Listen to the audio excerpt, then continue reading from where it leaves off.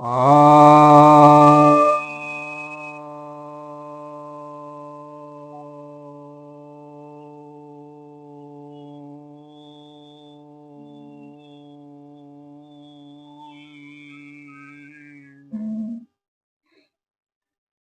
सभी भक्तजनों को सप्रेम नमन। तो आज एक आरोप आया है कि जैसे इस्लाम में माले गनीमत होता है, उसी तरह से क्या सनातन धर्म में भी माले गनीमत है? क्या यहाँ भी स्त्रियों को लूटा जाता है और उसे बांटा जाता है जैसे इस्लाम में बांटा जाता है? और इसका जो संदर्भ दिया गया है, वह संदर्भ मनुस्मृति के 7वें अध्याय के श्लोक नंबर 96 और 97 की बात की गई है। तो पहले देखते हैं कि इस्लाम में जो बताया गया है, इस्लाम में तो सब लोग जानते हैं, कुरान में भी स्पष्ट है, हदीसों में भी स्पष्ट है कि जो मुस्लिम आक्रांता सब युद्ध करते थे, वे जहां कोई भी संपत्ति होती थी हारने वाले की, वो सब वे ले लेते थे।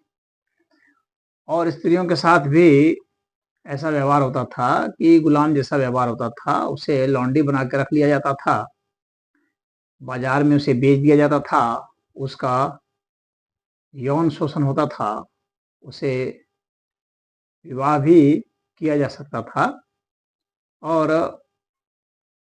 यौन दासी के रूप में भी रखा जाता था। तो क्या वैसी ही व्यवस्था सनातन धर्म में थी? तो वहाँ के राजा महाराजा सब जो है, काफी जो सुल्तान होते थे, हरेम वगैरह रखते थे, उसमें हजारों हजारों स्त्रियों को रखा जाता था। और उनका रखा जाता था इस अर्थ में नहीं कि वे वहां पर कोई नौकरी करते थे, या वो बस यौन शोषण के लिए ही रखा जाता था। तो ये आरोप यह है कि सनातन धर्म में भी ऐसा ही कुछ था, लेकिन ऐसा कहना उचित नहीं होगा, क्योंकि आप रामायण में देखेंगे तो ऐसा नहीं पाएंगे, महाभारत में देखेंगे तो ऐसा नहीं पाएंगे, वेद में देखेंगे तो ऐसा नहीं पाएंगे, उपनिषद में देखेंगे, गीता में देखेंगे, पुराणों में देखेंगे तो कहीं ऐसा नहीं पाएंगे। तो इस तरह का कहीं कोई दृष्टांत तो मिलता नहीं है। मनुस्मृति में जो दृष्टांत भेजा गया है, तो यह इस तरह का एक वैग रेफरेंस जैसा जरूर है। और जानते हैं कि मनुस्मृति जो है, वास्तव में जो स्वयंभू मनु का जो वो धर्मशास्त्र था, मानव धर्मशास्त्र, उसमें विकृति आती चली गई और बाद में वह मनुस्मृति के रूप में उसमें कुछ जोड़ तोड़ करते करते उसमें कई प्रक्षिप्त अंश डालते हुए वो अलग ढंग से एक ग्रंथ आ गया। तो यह हो सकता है जब कहीं पर, जब वेद में ऐसी बात नहीं है, क्योंकि वेद ही प्रमाण होता है। अगर वेद विरुद्ध कुछ होता है तो उसको प्रमाण नहीं माना जाता है, उसको रद्द कर दिया जाता है, उसकी मान्यता नहीं होती है। तो अन्य किसी भी स्मृति शास्त्र में भी ऐसा नहीं है, न वेद में, उपनिषद में, न ही और किसी प्रकार के योग ग्रंथों में या अन्य किसी भी ग्रंथों में, सामाजिक ग्रंथों में नहीं है। तो फिर इसमें कहाँ से आया? तो जाहिर सी बात है कि कुछ प्रक्षिप्त अंश रहा है, उसके कारण आया है। परंतु इसमें भी जो है उसको हम पहले देखते हैं और फिर देखते हैं कि उसी अध्याय में और क्या कहा जा रहा है। अगर उसी अध्याय में उसी के विरुद्ध बातें हैं तो उस बात को कैसे माना जाए? एक ही अध्याय में और उसी में कुछ श्लोक आगे पीछे जब उसके विरुद्ध बातें आती हैं तो बात नहीं मानी जा सकती है। तो चलिए पहले यह देख लेते हैं कि उसमें क्या कहा जा रहा है। तो 96वां जो श्लोक है, 7वें अध्याय का मनुस्मृति का उसमें वो कहा जा रहा है, रथास्वम हस्तिनम छत्रम धनम धान्यम पशुन स्त्रियः सर्वद्रव्याणि कुप्यम यचो यज्यति तस्य तत्। अर्थात कि लड़ाई में जिस जिस को रथ घोड़े हाथी छत्र धन धान्य गाय पशु स्त्रियां तथा अन्य प्रकार के सभी द्रव्य, हाँ, जैसे घी तेल आदि, इसके कुप्पे, ये सब जो हैं, तो ये सब जो जीते हैं वे उसको ग्रहण करें, यानी वे उसको ले लें।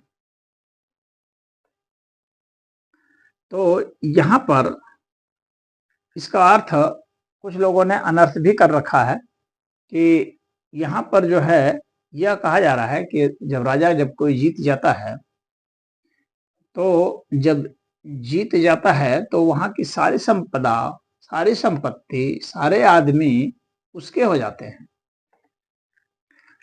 उसके हो जाते हैं। तो इसका अर्थ यह नहीं हो गया कि वो जितनी भी स्त्रियां हो गई तो उससे शादी कर लेगा या उसका यौन शोषण करेगा, इसका यह अर्थ तो नहीं निकल रहा है।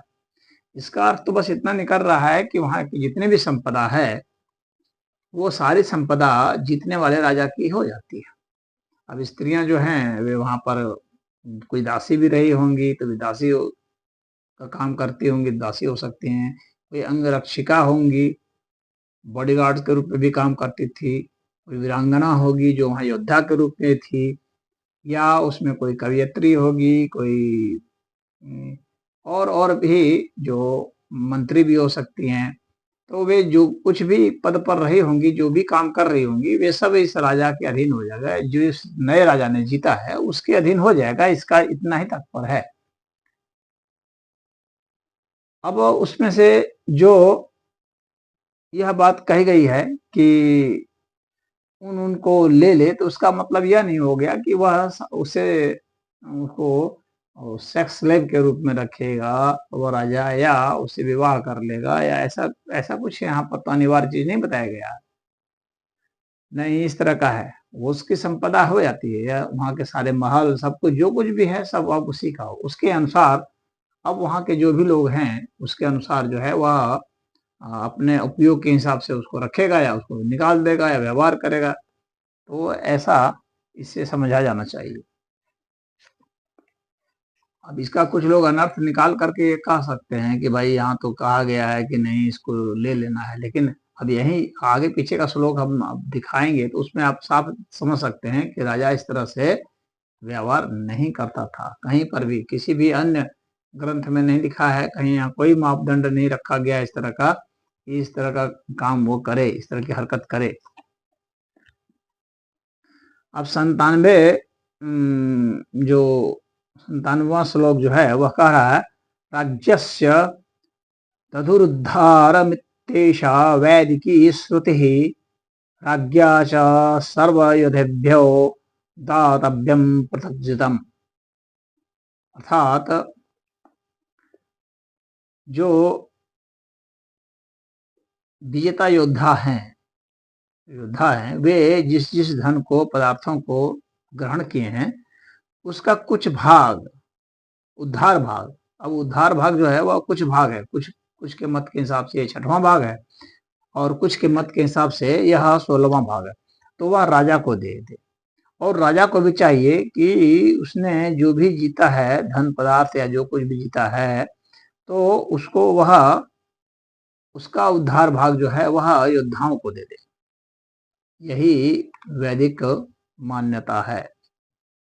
तो यहाँ यह कहा जा रहा है, यानी राजा जो कुछ भी ग्रहण करेगा उसका 16वां भाग या 6ठा भाग मतांतर से योद्धाओं को दे देगा, और योद्धा हम जो ग्रहण करेंगे उसका जो है 6ठा या 16वां भाग राजा को दे देगा। इसी तरह से परस्पर लेन देन करेंगे। तो यहाँ पर यह मतलब आता है। अब जो इस्लाम में क्या था कि जो जीते थे तो कत्लेआम मचाते थे, निरीह निर्दोष लोगों को मार देते थे। और पुरुष को मार करके उसकी स्त्री को उसके सामने ही बलात्कार कर सकते थे या उसको ले लेते थे, तो उसको गुलाम बना के बेचते थे। लेकिन ऐसा यहाँ पर नहीं था। भारत में दास प्रथा उस तरह की नहीं थी। यहाँ पर सिस्टम यही था कि वे एक जैसे नौकरी करता है उस टाइप का यहाँ सिस्टम था कि वे लोग नौकरी करते थे, लेकिन हर एक का सम्मान था, हर स्त्री का सम्मान था। जो नौकरी करती भी थी अंगरक्षिका के रूप में, चाहे दासी के रूप में, या जिस भी, या बालिनी के रूप में, जो तो उनको पूरा सम्मान मिलता था। और वे जो हैं उनके साथ किसी प्रकार का कोई दुर्व्यवहार नहीं करता था। उनका जो है स्त्री अधिकार और मानव अधिकार बरकरार रहता था। चलिए इसी में हम देखते हैं कि क्या कहा जा रहा है, राजा का क्या कर्तव्य है और राजा कैसा होता है, राजा क्या करना चाहिए। तो देखिए इसमें जो है 46वां जो श्लोक है, काम जेषु प्रसक्तो ही व्यसनेषु महीपति वियुज्यते अर्थ धर्माभ्याम क्रोध जैसावात्मनैव तु। अर्थात सभासदों भृत्यों सहित जो राजा काम से उत्पन्न हुए 10 दुष्ट व्यसनों में फंसता है, वह अर्थ धर्म से रहित हो जाता है। जो क्रोध से उत्पन्न हुए 8 बुरे व्यसनों में फंसता है, वह जीवन से ही हाथ धो बैठता है। तो यहाँ पर तो स्पष्ट ये बताया जा रहा है कि राजा को इस तरह का जो धर्म और अर्थ का जो है अनर्थ नहीं करना चाहिए, अन्यथा वो कहीं का नहीं रह जाता है। तो यहाँ पर तो राजा को रिस्ट्रिक्शन किया हुआ है। राजा मनमाना आचरण नहीं कर सकता, उस तरह की बात नहीं कर सकता है। अब स्त्रियों के साथ क्या करेगा उसको देख लीजिए। उसी का 47वें श्लोक में, इसी अध्याय में देखिए क्या लिखा है, मृगयाक्षो दिवा स्वप्न परिवादः स्त्रियो मदः तौर्यत्रिकम वृथाट्या च कामजो दशको गणः। कह रहे हैं कि शिकार खेलना, चौपड़ जुआ आदि खेलना, दिन में सोना और दूसरों की निंदा करना, काम कथा, स्त्रियों का संग, मादक द्रव्य अर्थात मद्य, अफीम, गांजा, भांग, चरस आदि का सेवन करना, गाना बजाना, नाचना, नाच करना, देखना, व्यर्थ इधर उधर घूमते रहना, ये 10 काम उत्पन्न होने वाले व्यसन है। तो व्यसनों का यहाँ पर लिस्ट दिया हुआ है। तो इसमें स्पष्ट कहा हुआ है, और यहाँ पर स्त्रिय जो है बहुवचन के रूप में प्रयोग करके मनु इस मान्यता को संकेत पुष्टि करते हैं कि राजा को भी एक से अधिक स्त्रियों का सेवन नहीं करना चाहिए। बराबर राजा को ताकीद कर रहे हैं स्त्रियों के संग से बचने का। देखिए 52वां में भी यही कहा गया है, सप्तकस्यास्य वर्गस्य सर्वेत्र वाणु संगिणः पूर्वम पूर्वम गुरुतरम विद्यात व्यसनम आत्मवान। राजा को ऐसे उपदेश दिया गया है कि 7 प्रकार के दुर्गुणों के वर्ग में जो सब स्थानों पर प्रायः मनुष्यों के व्यवहार में पाए जाते हैं, उनमें पहले व्यसन को अधिक कष्टप्रद समझे, अर्थात अधर्म में व्यय से कठोर वचन, उससे कठोर दंड, उससे शिकार खेलना, उससे पर स्त्री और अनेक स्त्रियों का संग, उससे द्यूत खेलना, उससे मध्य आदि का सेवन अधिक दुष्ट दोष है। तो यहाँ पर साफ राजाओं को मना किया गया है, कोई भी राजा हो उनको मना किया गया कि इस तरह का संगत नहीं कीजिए। अगर इसी अध्याय का 30वां श्लोक देखेंगे तो देखिए क्या कहा गया है, सो असहायेन मूढ़ेन लुब्धेन अकृत बुद्धिना न शक्यो न्यायतो नेतुम शक्तेन विषयेषु च। यानी वह दंड विधान उत्तम सहायक परामर्शदाताओं से विहीन, राजा से, मूर्ख से, लोभी से, सुशिक्षा से रहित और विषय वासनाओं में संलिप्त रहने वाले राजा से न्यायपूर्वक नहीं चलाया जा सकता।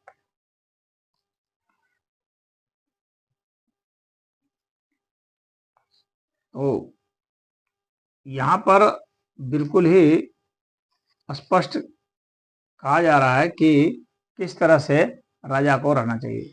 इसी मनुस्मृति में स्त्रियों के प्रति क्या कहा गया है? स्त्रियों को कहा गया है कि यत्र नार्यस्तु पूज्यन्ते रमन्ते तत्र देवता। जहाँ नारियों की पूजा होती है वहां देवता रमन करते हैं। और यत्रेतास्तु न पूज्यन्ते सर्वास्तत्र फलः क्रियः। और जहाँ नारियों की पूजा नहीं होती है वहां पर सारे कर्म व्यर्थ हो जाते हैं।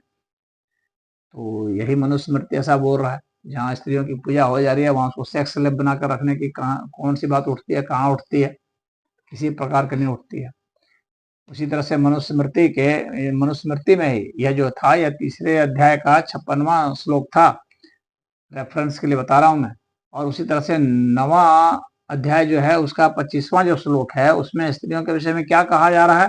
प्रजनार्थम महाभागः पूजाः गृहदित्यः स्त्रियः स्त्रियस्य गेहेषु न विशेषो अस्ति कश्चन। अर्थात संतान उत्पन्न करके स्त्रियां परिवार में सौभाग्य की अभिवृद्धि करती हैं। वे सत्कार के योग्य हैं, वे गृह शोभा हैं, वे लक्ष्मी रूप हैं। घर में स्त्री और लक्ष्मी में कोई अंतर नहीं है। तो जहाँ पर स्त्रियों की इतनी मर्यादा है वहां पर भला दास बना के रखने की कहाँ बात उठती है? मात्र इससे कि जो राजा जीत लेगा तो जो सारे जिसका जीत गया जिस राजा का, तो वहां के हर चीज जो है उसकी हो जाती है।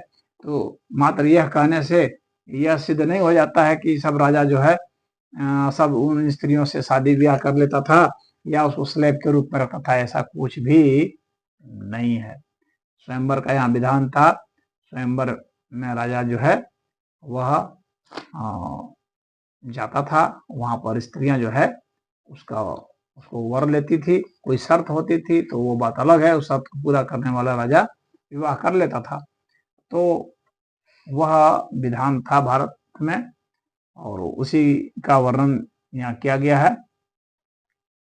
और तो इतना आदर्श स्थिति राजा के लिए दी गई है, तो फिर राजा के लिए यह कहना कि इस तरह से युद्ध में वो माले गनीमत की तरह व्यवहार करता था, ये कुछ नहीं, ये प्रदूषित मानसिकता का लक्षण है। इस तरह की बातें सिर्फ जो वामपंथी लोग हैं वे ही करते हैं और अनावश्यक चीजों में भी दोष खोजते रहते हैं। जहां दोष नहीं है वहां सोचते हैं दोष। इनकी सारी कोशिशें यही है, ये सारा ग्रंथ इसी अध्याय से इसी दृष्टि से पढ़ते हैं।